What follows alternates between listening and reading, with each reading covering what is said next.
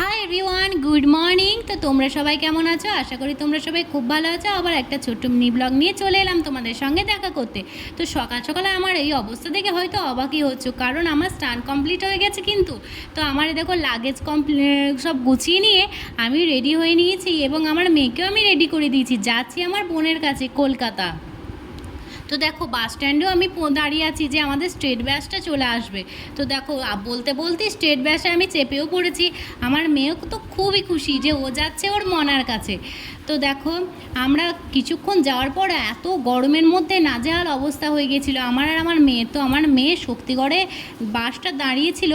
তো সেখানে আমার মেয়ে আমাকে বলছে, মা আমি ডাব খাবো। তো আমার মেয়েকে আমি ডাব কিনে দিলাম, ও আমি একটা শসা নিলাম। শসাটা খেতে খুবই ভালো লাগছিলো। তো আমার দেখে আমার মেয়েও একটা শসা নিয়ে নিল।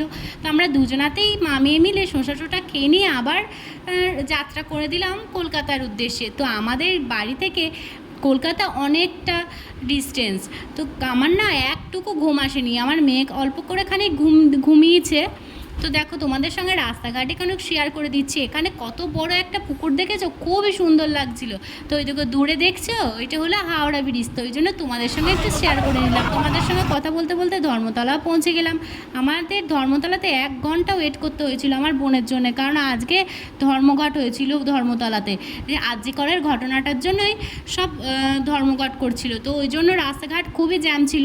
তো আমার বোনের সঙ্গে দেখা হওয়ার পরে দেখো খানিক কুলফি খেয়ে নিলাম। তো এই দেখো আমাদের 1 ঘন্টা মতো লেগেছে এই ধর্মতলা থেকে আমার বোনের কাছে আসতে। তো আজকের মতো এই পর্যন্তই, পরে একটা অন্য ভিডিওতে দেখা হচ্ছে। আজকের মতো বাই বাই।